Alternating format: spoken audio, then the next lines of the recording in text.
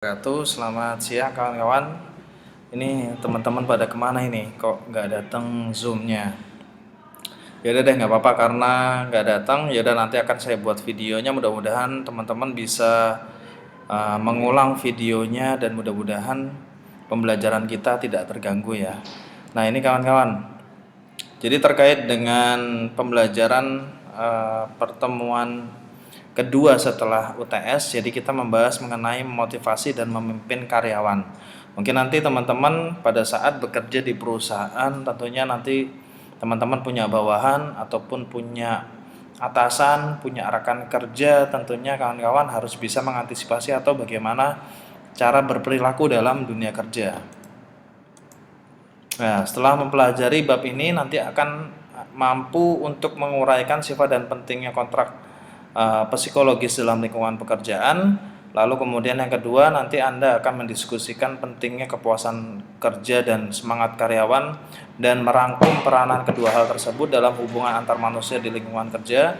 Yang ketiga, mengidentifikasi dan merangkum teori-teori mengenai motivasi karyawan yang paling penting. Yang keempat, menguraikan beberapa strategi yang dipakai organisasi, kemudian mendiskusikan gaya-gaya kepemimpinan. Nah, untuk mengendalikan sifat dan pentingnya kontrak psikologis dalam lingkungan kerja, ini landasan dari hubungan manusia sebaik-baiknya antara karyawan dengan karyawan ataupun karyawan dengan owner, serta sifat mereka ataupun sikap mereka terhadap kita. Bagaimana caranya untuk membuat sebuah lingkungan kerja yang baik, yang saling terkondisi dengan baik. Jadi artinya jalinan kerja antara si pemilik dengan karyawan ataupun dengan karyawan juga teman rekan kerja ataupun atasan dan bawahan, tentunya apabila saling memotivasi tentunya akan hasil lebih bagus ya dibandingkan dengan memberikan pressure ataupun tekanan. Kepuasan dan motivasi ini tergantung dengan kontrak psikologis antara organisasi dan karyawan. Jadi tergantung dengan budaya kerja juga kawan-kawan. Kadang di beberapa pekerjaan memang budaya kerjanya itu memang sifatnya itu adalah top to bottom. Artinya dari atasan mereka memimpin atau mendelegasikan pekerjaan kepada bawahannya, kepada si manajer. Lalu kemudian si manajernya melanjutkan kepada bawahannya lagi. Dan tentunya dengan pola kepemimpinan seperti itu, Anda tidak bisa melakukan pembaharuan yang secara spontanitas. Artinya kalau misalkan Anda punya, Pak, saya pengen ada pembaharuan di perusahaan saya seperti ini, Anda tidak bisa langsung menjalankannya. Anda harus meminta atasan kepada atasan Anda, terus kemudian atasan Anda menyampaikan ke atasan lagi dan seterusnya.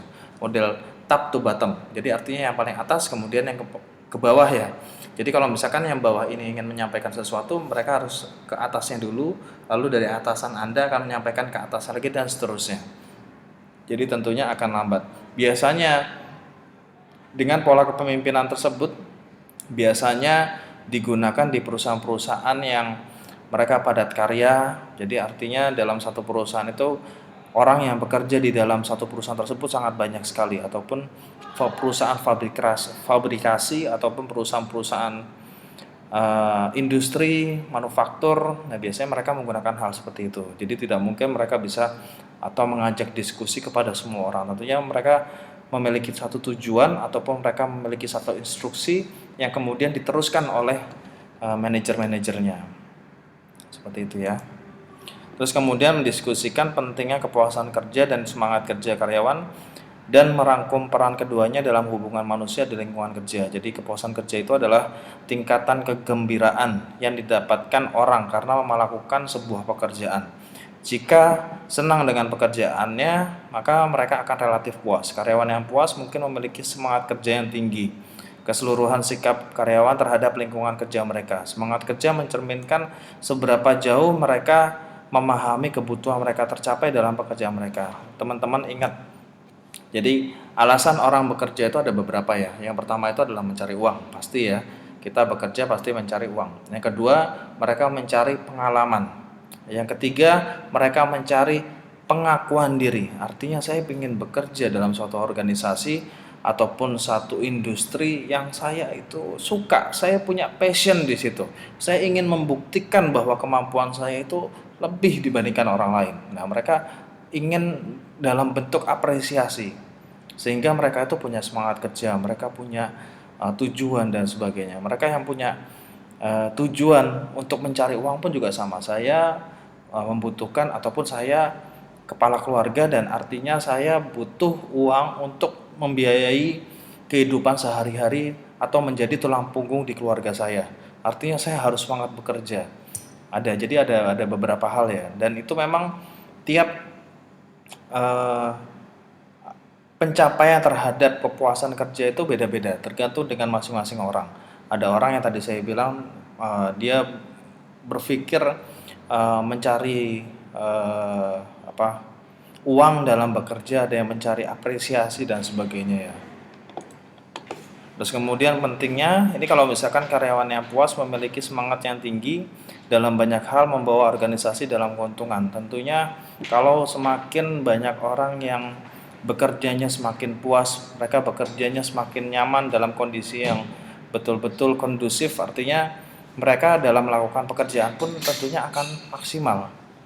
Anda bayangkan ini menurut penelitian ya, antara orang yang bekerja dalam tekanan ataupun mereka yang bekerja dalam kondisi nyaman ataupun mereka yang betul-betul memiliki inisiatif yang tinggi dan mereka motivasinya pun juga tinggi. Tentunya ini dua hal yang sangat berbeda kan kawan. Sama-sama bekerja, cuman kalau misalkan mereka dimotivasi dengan cara di pressure, dengan salah satunya itu mereka dimotivasi dengan cara betul-betul diangkat untuk martabatnya, terus kemudian diberikan untuk pelatihan yang baik, terus kemudian dari segi insentif mereka dikasih, tentunya akan membawa dampak yang berbeda dan itu tentunya ada implikasi terhadap keuntungan-keuntungan perusahaan. Semakin mereka memiliki semangat kerja, tentunya kinerja organisasi pun akan semakin bagus. Organisasi pasti semakin untung. Dan tentunya mereka yang memiliki sifat loyal dan mereka akan memberikan sumbangsi terhadap organisasi pastinya. Ada beberapa contoh di beberapa case di industri, mereka itu bahkan untuk menaikkan loyalitas mereka, bahkan mereka itu dibelikan mobil, terus kemudian bukan dibelikan mobil ya, artinya mereka diambilkan mobil, terus kemudian mereka disuruh cicil, terus kemudian setelah cicilannya sudah selesai ataupun mereka dipinjamkan, mobilnya bisa diambil oleh si karyawan tersebut. Artinya mereka paling tidak dikontrak misalkan 5 tahun, 10 tahun tanpa ada bunga, tanpa ada imbalan apapun. Mereka pokoknya dapat mobil dalam jangka waktu sekian dan itu tentunya punya efek tersendiri terhadap loyalitas karyawannya. Itu diberlakukan di beberapa organisasi. Namun jika semangat kerja yang rendah bisa mengakibatkan perputaran karyawan tinggi, atau perputaran karyawan itu maksudnya turnover ya. Artinya kalau misalkan semangat kerja dalam satu organisasi, misalkan Anda bekerja, terus kemudian teman Anda bisa dibilang itu berkata yang gak enak ataupun orang yang gak enak, atau mereka yang dengan pekerjaan ataupun tekanan atasan Anda suka memarahi Anda, tentunya untuk kenyamanan pekerjaan pun akan rendah ya kan kawan. Dan di situ pasti saya yakin bahwa dalam satu organisasi tersebut tentunya untuk tingkat turnover ataupun orang keluar masuk dalam satu organisasi itu semakin tinggi. Artinya semakin banyak orang yang keluar, misalkan dalam satu bulan, bahkan ada beberapa dalam satu bulan itu bisa 15 orang, bisa 30 orang sekali keluar satu bulan itu. Dan artinya 30 orang yang keluar tersebut, perusahaan harus mengganti SDM tersebut terhadap 30 orang karyawan yang baru lagi. Mereka harus melakukan training lagi. Mereka harus melakukan melatih lagi dan seterusnya. Mereka harus memberikan pelatihan terhadap SOP dan sebagainya. Sedangkan mereka pun juga orang-orang yang baru tentunya dari tingkat loyalitasnya pun akan semakin rendah ya dibandingkan dengan orang-orang yang lama.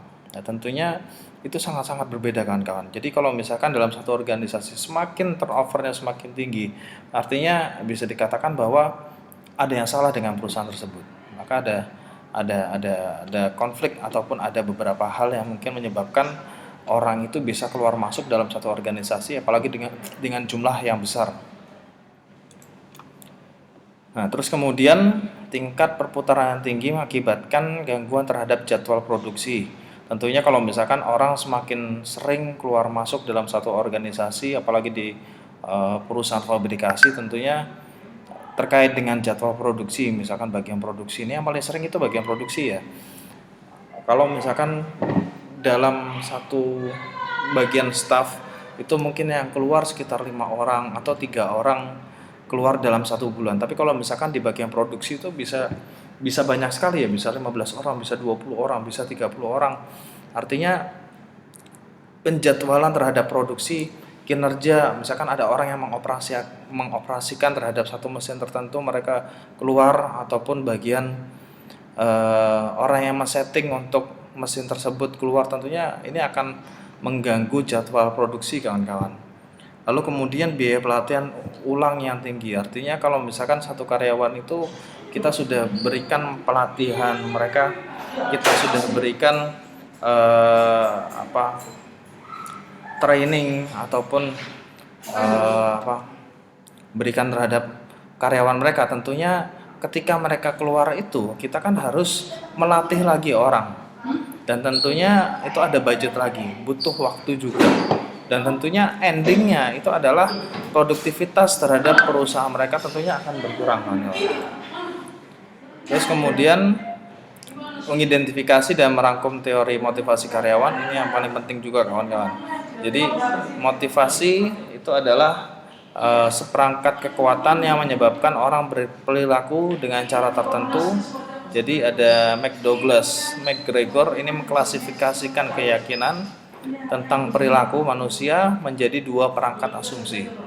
Manajer yang menganut teori X yakin bahwa pada dasarnya orang yang malas itu harus dihukum dan diimbali. Manajer Y menganut teori Y yang berpendapat bahwa orang pada dasarnya itu tertarik untuk menjadi produktif dan cenderung mendapatkan karyawan yang puas dan termotivasi.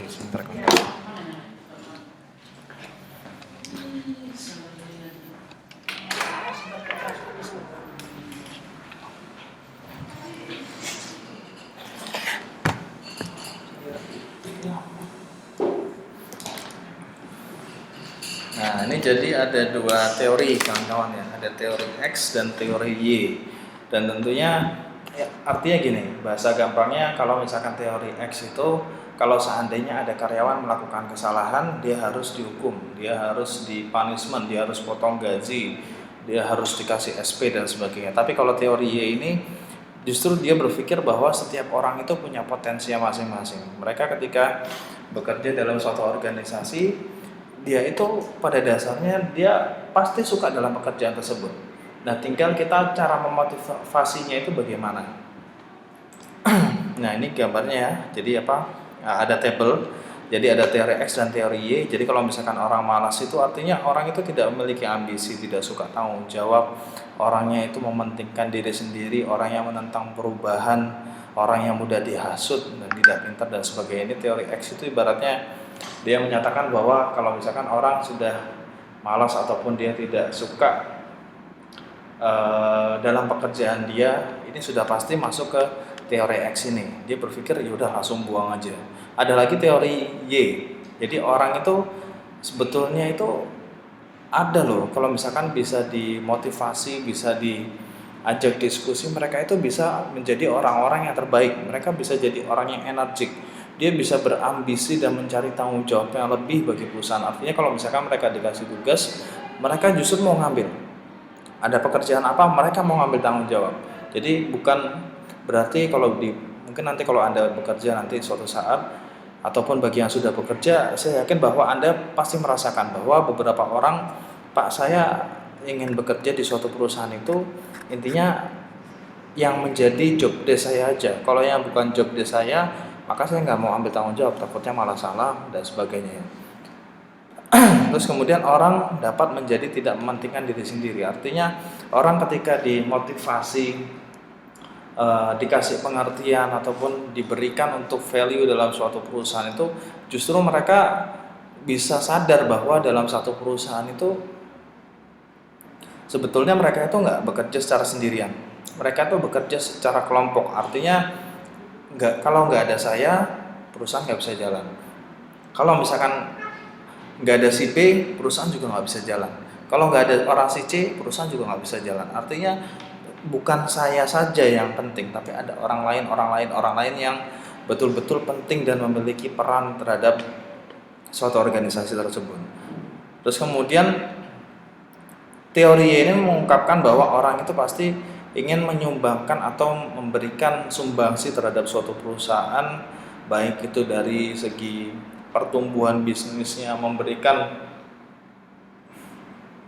perubahan bisnis yang lebih baik. Terus kemudian dia berpikir bahwa semua orang itu pasti pintar. Dia tergantung dengan bagaimana cara kita untuk bisa mengolah suatu karyawan. Dan teori Y ini kawan-kawan, mungkin di pertemuan selanjutnya saya jelaskan bahwa orang itu atau sumber daya manusia itu dia termasuk aset, di mana orang ketika diberikan pelatihan, orang mengerti, maka dia tentunya dia akan menjadi sebuah aset perusahaan, yang tentunya bahkan beberapa di perusahaan itu untuk manusia akan diukur kira-kira orang tersebut memiliki berapa rupiah. Nah, bahkan di beberapa perusahaan yang besar mereka sampai menghitung satu orang itu memiliki aset atau nilai berapa rupiah. Nah, ini ada model hierarki kebutuhan manusia dari Abraham Maslow yang berpendapat bahwa orang yang bekerja berupaya memuaskan satu atau lebih dari 5 kebutuhan yang berbeda. Ada teori 2 faktor Friedrich Herzberg yang menyatakan bahwa kepuasan dan ketidakpuasan bergantung pada faktor-faktor higienis seperti kondisi kerja, faktor motivasi, seperti pengakuan karena pekerjaan yang dilakukan dengan baik. Jadi ada Friedrich Herzberg ini, dia menyatakan bahwa sebetulnya kalau misalkan kita berbicara tentang kepuasan dan ketidakpuasan itu tergantung dengan kondisi pekerjaannya, berapa jumlah gaji yang dia dapatkan, terus kemudian bagaimana atasannya, apakah atasannya itu galak, apakah atasannya itu dia memotivasi dia atau memberikan pengakuan. Kalau seandainya dalam satu organisasi itu penting ya kawan-kawan ya, karena beberapa organisasi itu banyak yang dia bekerja, intinya dia harus diberi apresiasi dan itu wajib kawan-kawan.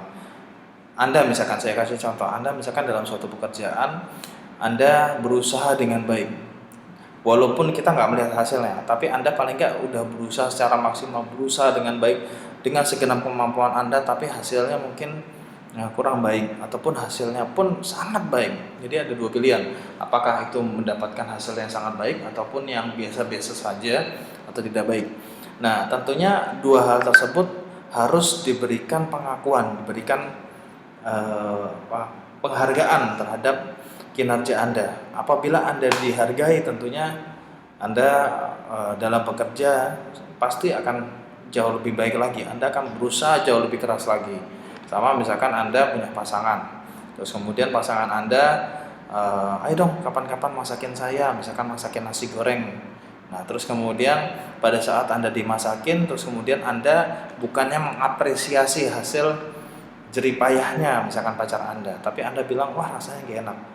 Saya tanyain sama Anda, kira-kira besoknya pacar Anda mau nggak atau pasangan Anda mau nggak diminta untuk masak lagi? Saya rasa nggak mungkin ya. Sama dengan orang bekerja, ibaratnya kalau misalkan bekerja itu sama dengan menjalin hubungan ya kawan-kawan ya.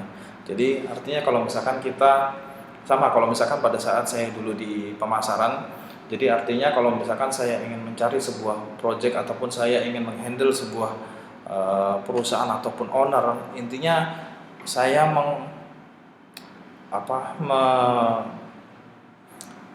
berpikir bahwa orang ataupun perusahaan yang akan saya jalin untuk kerjasamanya itu ibaratkan saya ajak mereka untuk menjalin hubungan tanda kutip. Nah, artinya gini, jadi kalau misalkan Anda ketemu dengan seseorang, Anda pengen ngajakin pacaran, nggak mungkin Anda tiba-tiba langsung nembak, saya suka Anda, mau nggak nikah sama saya, kan nggak mungkin. Pasti Anda ada prosesnya, misalkan deketin dulu, terus kemudian ajakin ngobrol, terus kemudian baru minta nomor teleponnya, ajakin nonton dan sebagainya. Sama kalau misalkan bisnis kan, Anda pas ketemu sama bisnis, ketemu sama seseorang, terus kemudian atau melihat satu perusahaan yang bagus, Anda kan nggak mungkin, Pak ayo kerja sama saya punya keuntungan seperti ini, nggak mungkin kawan-kawan.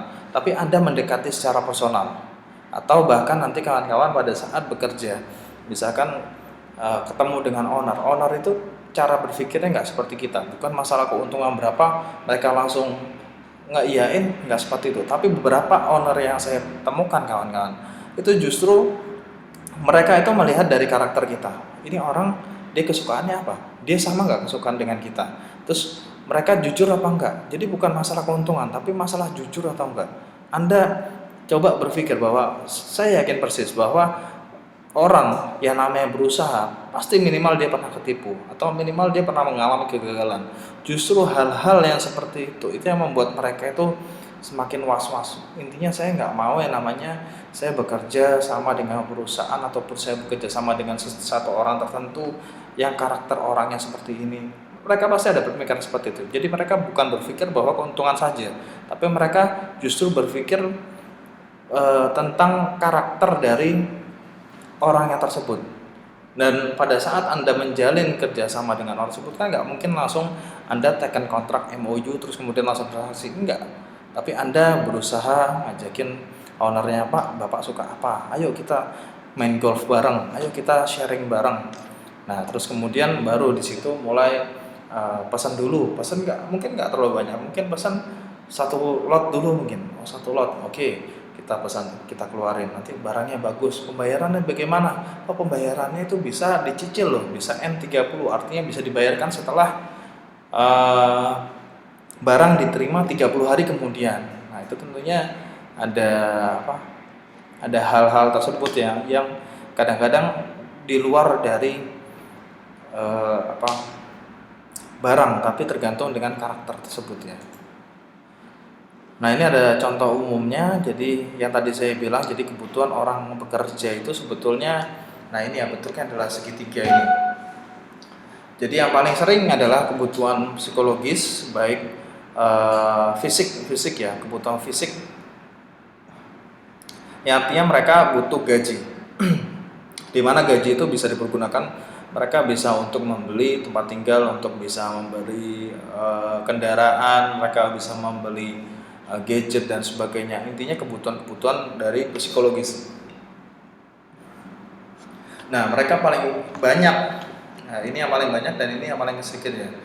Hampir rata-rata seseorang itu pasti memiliki kebutuhan psikologis. Artinya mereka nggak mungkin yang namanya mereka bekerja tidak butuh gaji. Ya mungkin ada ya beberapa, saya nggak bisa bilang nggak mungkin, tapi ada beberapa orang yang mungkin mereka bekerja itu betul-betul membutuhkan aktualisasi diri. Tapi hampir secara umum orang itu bekerja untuk memenuhi kebutuhan psikologisnya, fisiknya, yaitu gaji. Terus alasan yang kedua adalah kebutuhan keamanan. Artinya kalau misalkan saya bekerja, saya harus bekerja di perusahaan besar. Makanya kalau misalkan Anda melamar di suatu perusahaan BUMN ataupun PNS, nanti Anda lihat untuk jumlah pelamarnya itu bisa ratusan ribu.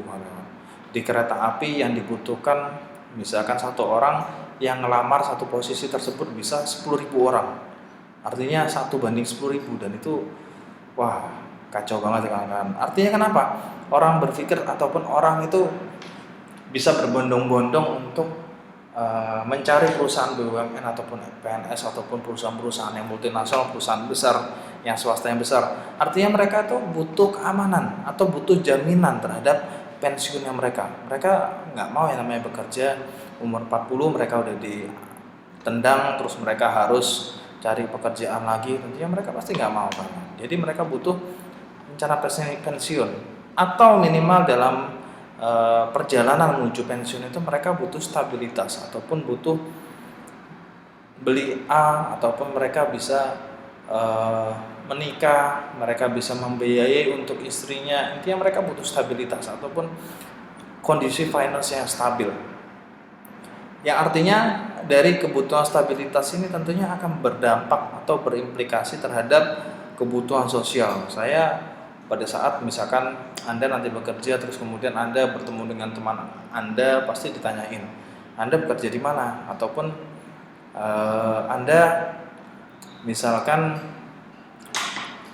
saya ingin bekerja di sini, atau menunjukkan prestis ya ataupun kebutuhan sosial, ataupun Anda butuh teman di tempat kerja. Jadi kalau misalkan kerja itu tidak hanya melulu soal kerja, tapi kadang-kadang kita itu saya butuh skupnya, ataupun saya butuh justru dari ambience-nya ataupun orang yang bekerja di lingkungan tersebut. Misalkan setelah habis bekerja ataupun pada saat bekerja kita ada interaksi dengan teman bekerja, ini tentunya kita membutuhkan kebutuhan sosial dan pertemanan dan seterusnya. Kemudian yang selanjutnya itu kebutuhan percaya diri terkait dengan jabatan, terkait dengan status sosial, sampai kepada yang paling pucuknya ini adalah kebutuhan aktualisasi diri, di mana Anda ketika sudah betul-betul punya passion di bidang Anda, tentunya Anda butuh pengakuan terhadap diri Anda bahwa saya bekerja di perusahaan ini ataupun saya bekerja di bidang ini betul-betul bukan masalah fisiknya lagi, bukan masalah gajinya aja, tapi saya justru butuh suatu perusahaan yang menyediakan pekerjaan yang saya sukai dan saya bekerja di situ dan saya mendapatkan apresiasi yang besar terhadap apa yang saya lakukan. Nah, itu termasuk dengan aktualisasi diri. Ada dua faktor teori, jadi teori motivasi yang menyatakan bahwa kepuasan kerja bergantung pada dua faktor, higienis dan motivasi. Nah, kalau misalkan teori motivasi ini terkait dengan pencapaian, pengakuan pekerjaan itu sendiri, tanggung jawab, kemajuan, pertumbuhan. Nah, ini antara puas dan tidak ada kepuasan. Dan tentunya kita akan mencapai untuk yang kepuasan ini terkait dengan pencapaian, pengakuan atau rekognisi pekerjaannya itu apakah kita sukai, tanggung jawabnya, terus kemajuan dan pertumbuhan, ataupun dari faktor-faktor higienis, baik dari manajerial, apakah manajerialnya bagus, apakah kondisi pekerjaannya itu kondusif, apakah hubungan antara per orangnya itu di masing-masing perusahaan itu nyaman, bayaran dan keamanan, apa masalah gaji dan pensiun, rencana pensiun. Tentunya ini faktor-faktor higienis yang kita melihat apakah ada kepuasan atau tidak ada kepuasan, apakah ketidakpuasan atau tidak ada ketidakpuasan. Nah, ini ada dua faktor ya kawan-kawan. Nah, teori ekspektasi jadi mengumpulkan bahwa orang yang termotivasi untuk bekerja ini dapat diperoleh. Nah, ada teori keadilan yang berfokus sebagai perbandingan sosial, orang-orang yang mengevaluasi perlakuan organisasi terhadap mereka yang dibandingkan dengan perlakuan terhadap orang lain. Artinya mereka ketika bekerja mereka butuh pengakuan, yang artinya saya dibandingkan dengan orang tersebut artinya saya harus lebih unggul. Tapi di beberapa kondisi orang yang dibandingkan dengan karyawan yang bagus tersebut tentunya dia akan merasa kecil hati. Saya bekerja di sini tapi saya tidak dihargai seperti orang yang tadi. Nah, tentunya mereka orang-orang yang dibandingkan ataupun dianggap lebih rendah dibandingkan orang tersebut, tentunya dia akan menurun untuk motivasi bekerjanya. Nah, tentunya akan butuh teori keadilan, yang artinya dalam satu organisasi, mau dia perusahaannya bagus, mau dia kerjanya bagus, mau dia hasilnya bagus ataupun hasilnya banyak, tetap semua orang yang ada di dalam organisasi tersebut harus diperlakukan sama. Artinya harus diberikan motivasi, harus diberikan apresiasi yang sama. Walaupun misalkan dalam hal insentif mungkin berbeda, tapi kalau misalkan dalam bentuk apresiasi harus disamakan. Ada teori keadilan, ataupun dalam pekerjaannya itu antara satu orang dengan orang yang lain diberikan porsi yang sama, walaupun dengan tingkat kesulitan yang berbeda, tapi minimal dengan pekerjaan yang tidak dibanding-bandingkan. Jadi seperti itu ya. Nah, ini ada model teori ekspektasi, jadi terkait dengan usaha individu, ini terkait dengan persoalan usaha kinerja, terus kemudian ada kinerja individu, ini ada usaha dan ada kinerja. Jadi yang namanya usaha sudah pasti akan berimplikasi kepada kinerja suatu individu tersebut, apakah baik, apakah dia mendapatkan insentif yang baik, apakah dia mendapatkan apresiasi yang besar dalam bentuk bonus ataupun dan sebagainya. Ini terkait dengan imbalan organisasi yang endingnya itu adalah sasaran pribadi, ataupun mereka membutuhkan rekognisi ataupun membutuhkan apresiasi yang besar terhadap diri mereka. Apakah saya bekerja di sini, apakah saya dihargai? Hampir rata-rata orang ketika sudah mencapai di taraf tertentu, mereka itu bukan mencari gaji saja, tapi mereka mencari apresiasi. Apakah saya dalam bekerja dalam suatu perusahaan ini betul-betul saya nyaman, betul-betul apa yang ingin saya lakukan itu memang di perusahaan ini, sampai mereka mendapati atau mencapai tujuan pribadinya mereka atau sasaran pribadi. Ini adalah model teori ekspektansi ya kawan-kawan. Nah, ini ada 5 program utama yang dirancang untuk membuat pekerjaan jadi lebih menarik dan lebih dihargai. Jadi ada teori reinforcement atau modifikasi perilaku, ada manajemen berdasarkan tujuan, manajemen partisipatif, ada manajemen tim, dan pengayaan pekerjaan. Nah, teori reinforcement itu jadi teori yang mengutarakan bahwa perilaku itu sebetulnya bisa didorong ataupun bisa dikurangi dengan cara memberikan saran, baik itu reward ataupun punishment. Apakah itu dia memberikan gaji yang besar atau insentif yang besar, ataupun dia dalam bentuk pengurangan ataupun dalam bentuk SP ataupun pengurangan gaji.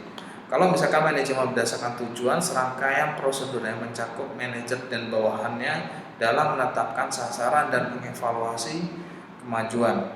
Artinya ketika kita melakukan analisa terhadap suatu orang, tentunya kita harus melihat kira-kira dari tujuan organisasi ini ke arah mana. Nah, dari tujuan tersebut tentunya kita harus bisa mengkuantifikasi, kita bisa mengukur. Kita bisa lihat bahwa satu karyawan tersebut seberapa persenkah atau seberapa imbal balik hasilnya terhadap tujuan kita itu sekitar berapa persen. Itu sebetulnya bisa dihitung kawan-kawan ya. Nah, terus kemudian ada manajemen partisipatif dan pemberdayaan, jadi metode untuk meningkatkan kepuasan kerja dengan cara memberikan kesempatan kepada karyawan untuk memberikan suara dalam manajemen pekerjaannya dan perusahaannya. Ini ada manajemen tim, jadi metode untuk meningkatkan kepuasan dengan memberikan tanggung jawab, membuat keputusan untuk kegiatan-kegiatan kecil tertentu. Pengayaan pekerjaan, jadi metode yang meningkatkan kepuasan kerja dengan cara menambahkan satu atau lebih teori motivasi dalam kegiatan kerja. Atau pengayaan pekerjaan ini artinya kalau misalkan saya masukkan untuk teori motivasi terkait dengan manajemen tim, jadi bisa dimix supaya apa? Supaya orang-orang yang bekerja dalam suatu organisasi tersebut bisa puas, mereka bisa mencapai tujuan sasaran hidupnya. Karena kita bukan melihat bahwa tujuan organisasi yang paling utama, kita juga harus mempertimbangkan terkait dengan tujuan individu. Dia sebetulnya itu ingin mencapai tujuan apa. Makanya kalau misalkan Anda bekerja, pasti manajer HRD ataupun bagian HRD-nya pasti akan nanya, apa yang Anda lihat dalam 5 tahun mendatang. Jadi mereka ingin mengetahui kira-kira vision Anda ataupun tujuan Anda dalam beberapa jangka waktu ke depan itu apa aja, supaya mereka bisa melihat atau mereka bisa menilai apakah tujuan hidup dari Anda itu bisa berkorelasi positif dengan tujuan organisasi.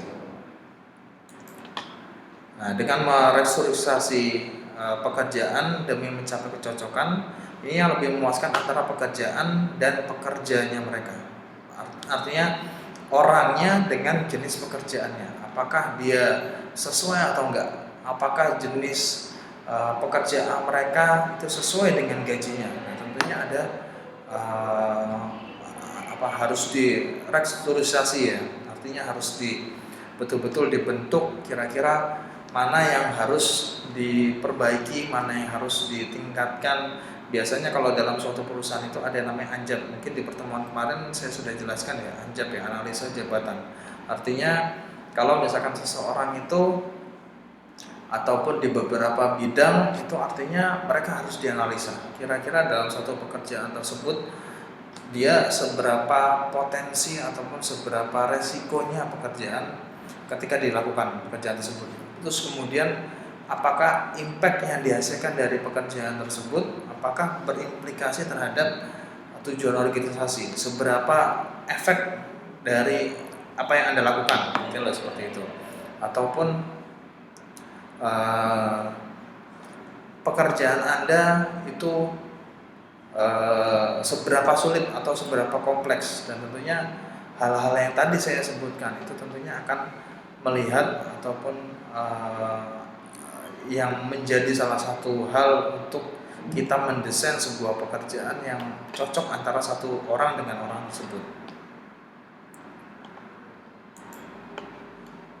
Terus kemudian ada salah satu kepemimpinan, ini ada teori-teori kontemporer tentang kepemimpinan. Ini yang berfokus pada gaya manajerial, pola perilaku yang diperagakan manajer ketika berhadapan dengan para karyawan.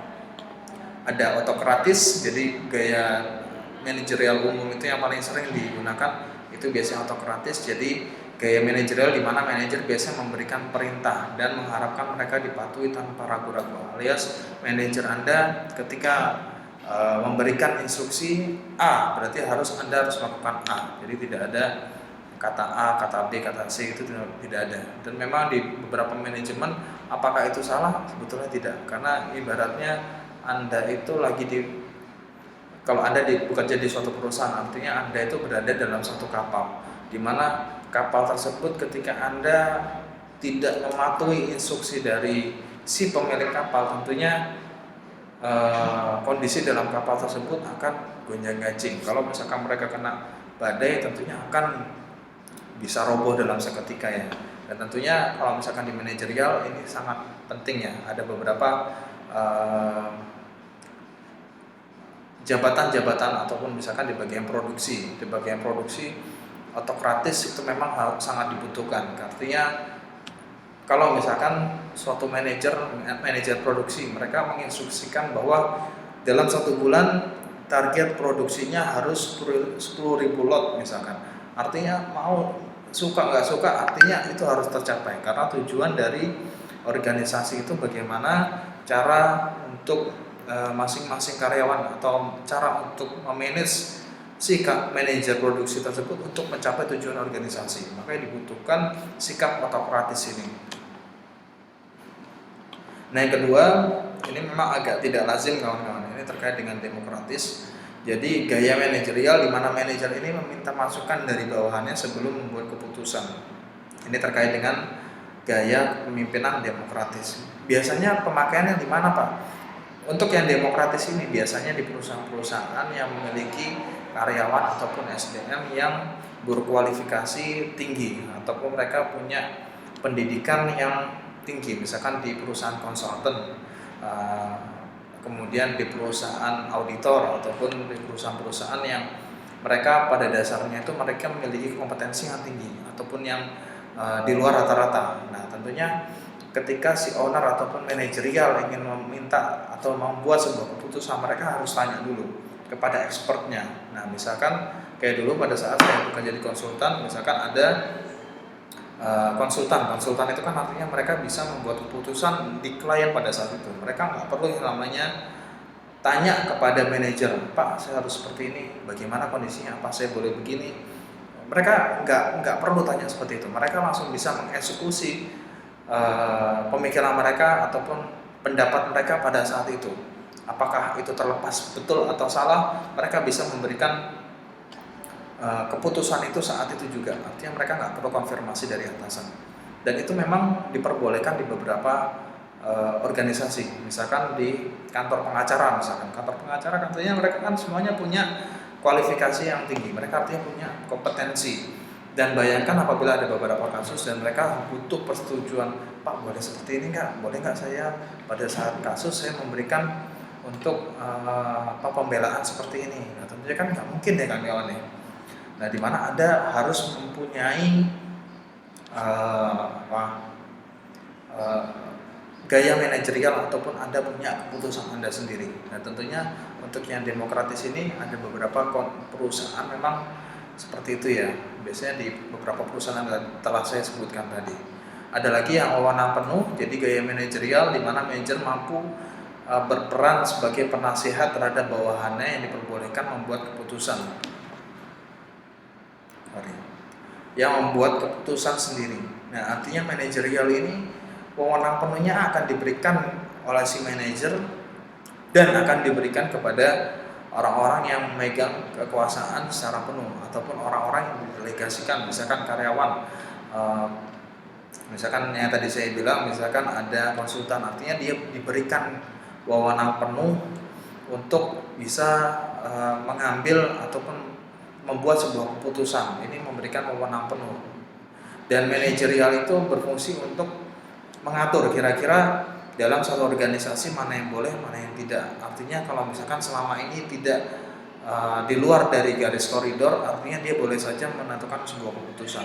Kalau misalkan dibandingkan dengan demokratis dan wewenang penuh, kalau misalkan demokratis ini manajerial itu pada saat membuat keputusan mereka tanya dulu ke expertnya.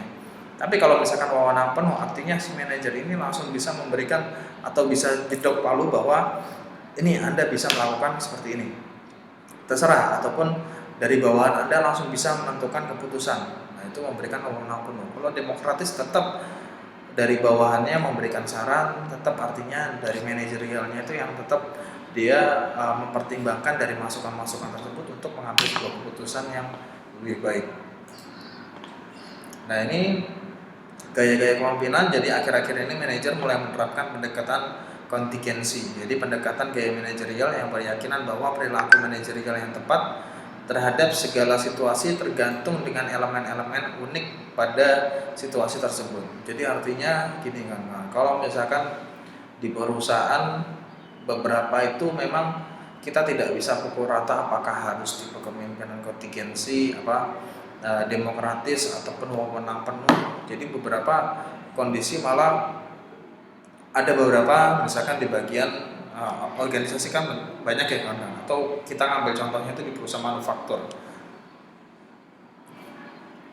Misalkan di beberapa kondisi manufaktur itu mereka untuk bagian produksi, artinya bagian produksi itu harus otokratis. Artinya dia harus mendelegasikan, kamu harus melakukan ini, kamu harus melakukan ini, kamu melakukan ini. Jadi betul-betul diatur oleh manajerialnya. Terus kemudian di bagian misalkan marketing. Nah, di bagian marketing misalkan mereka ketika berhadapan sama konsumen, nah mereka itu diberikan kewenangan penuh ataupun